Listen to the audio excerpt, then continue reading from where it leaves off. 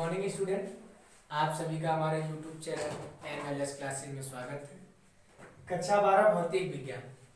पिछली वीडियो में आपने पढ़ा कि कूलाम के नियम को सदिश स्वरूप कैसे लिखा जाता है और न्यूटन की क्रिया प्रक्रिया के नियम का पालन करता है।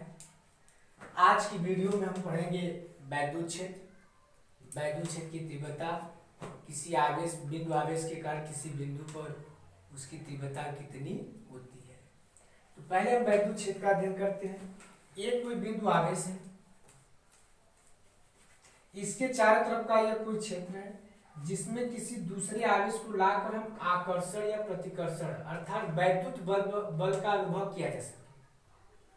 तो ये चारों तरफ का क्षेत्र इस स्थिर बिंदु आवेश का वैद्युत क्षेत्र कहलाएगा। स्थिर आवेश का वैद्युत क्षेत्र कहलाएगा, अर्थात यहाँ लिख रहे हैं क्या, स्थिर आवेश के चारों तरफ का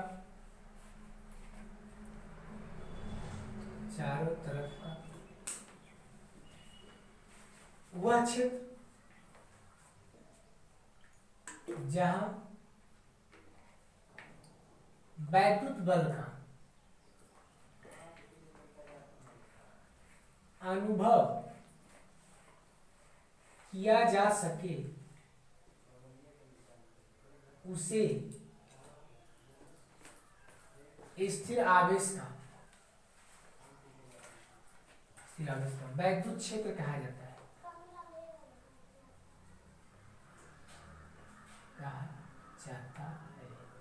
यही आपका है। मान लेते हैं कोई बिंदु आवेश है, इसके चारों तरफ का ये कोई क्षेत्र है जिसमें किसी दूसरे आवेश को लाते हैं इसके क्षेत्र में, तो हम वैद्युत बल का अनुभव करने लगते हैं। ये चारों तरफ का क्षेत्र इस स्थिर आवेश का क्या कहलाएगा, वैद्युत क्षेत्र कहलाएगा। अब हमको ये देखना है कि ये आवेश इस बिंदु पर कितना क्षेत्र उत्पन्न कर रहा है, इस बिंदु पर कितना क्षेत्र उत्पन्न कर रहा है, इस बिंदु पर कितना, मतलब आवेश के निकट से लेकर जहां तक ये क्षेत्र उत्पन्न किया है उतनी दूरी तक किस प्रकार से क्षेत्र उत्पन्न कर रहा है, क्षेत्र कहां पर अधिक होगा और क्षेत्र कहां पर कम होगा। इसे जानने के लिए हमें वैद्युत क्षेत्र की तीव्रता को जानना होगा। वैद्युत क्षेत्र की तीव्रता देखिए, वैद्युत क्षेत्र के भीतर वैद्युत क्षेत्र में किसी आवेश को लाने पर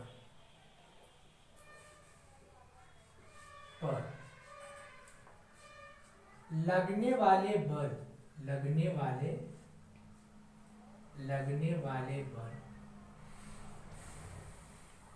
तथा लाए गए आवेश के अनुपात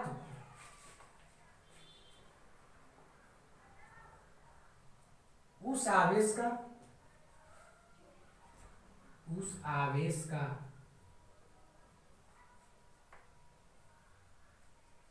उस बिंदु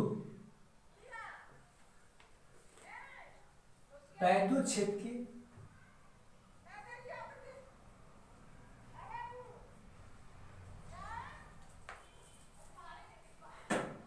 तीव्रता कहा जाता है।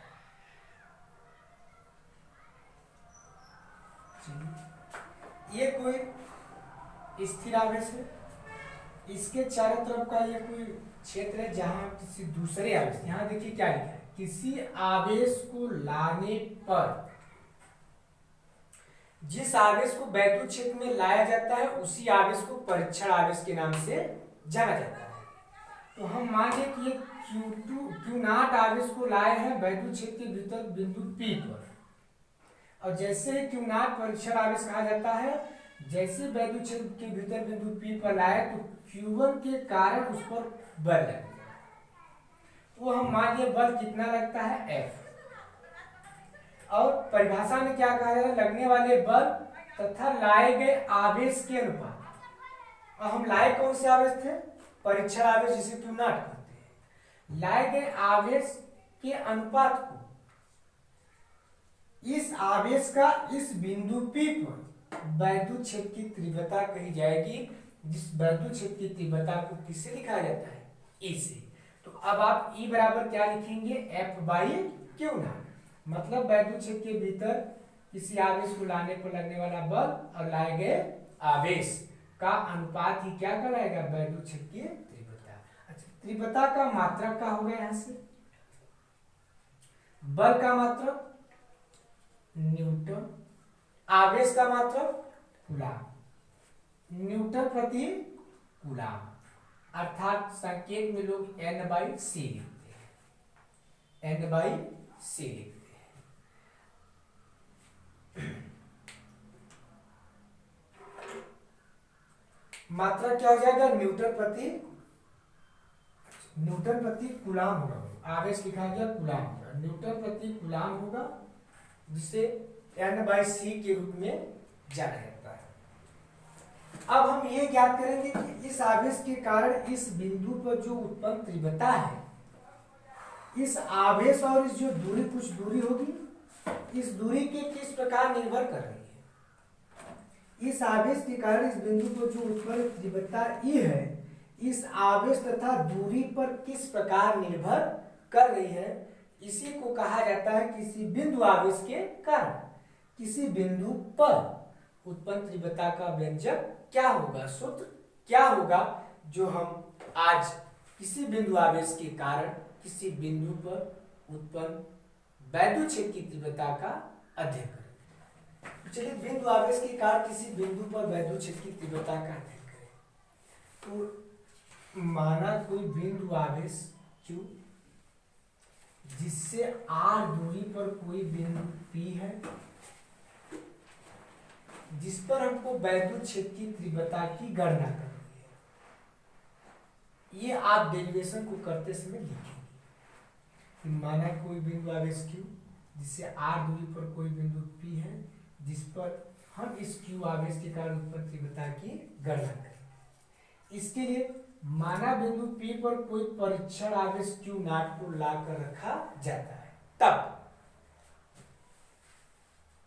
कूलाम के नियमानुसार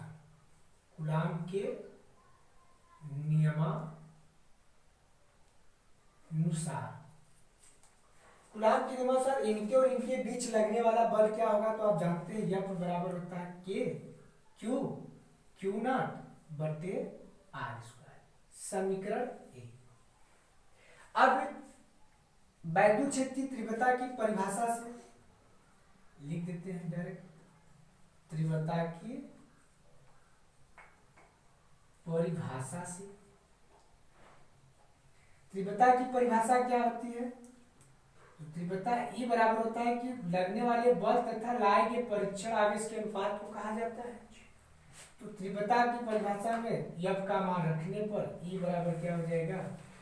Q0 बटे R² बटे Q0। Q0 से Q0 क्या होगा? कट जाएगा। E बराबर आ जाएगा Q बटे के R²। अर्थात हम क्या देखें?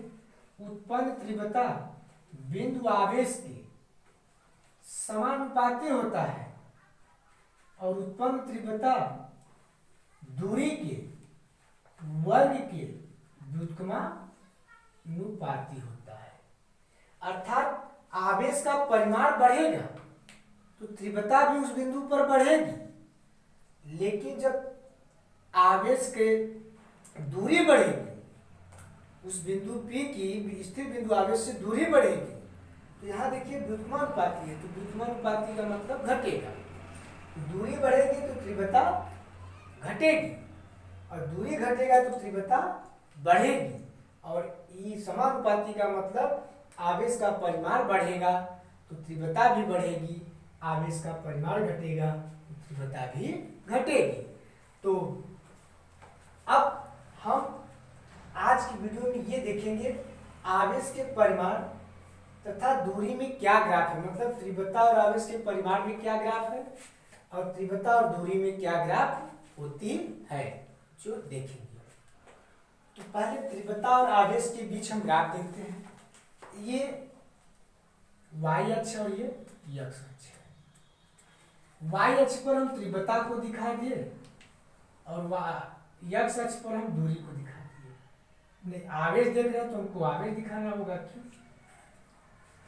आवेश और तीव्रता किस प्रकार निर्भर करते थे? तो आप देख रहे थे कि E प्रोपोर्शनल टू Q मतलब समानुपाती। आवेश का परिमाण बढ़ रहा था तो तीव्रता भी क्या हो रही थी? बढ़ रही। इस तरह का ग्राफ प्राप्त होता है।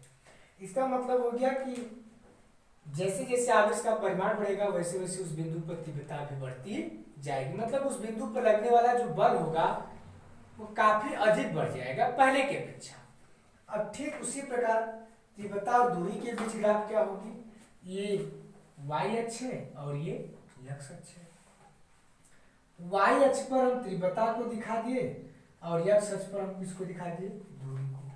तो ग्राफ इस तरह का प्राप्त होगा जो दूरी के साथ तीव्रता क्या हो रही है? घट और बढ़ रही है। दूरी घट रही है तो तीव्रता क्या हो रही है? बढ़ रही है।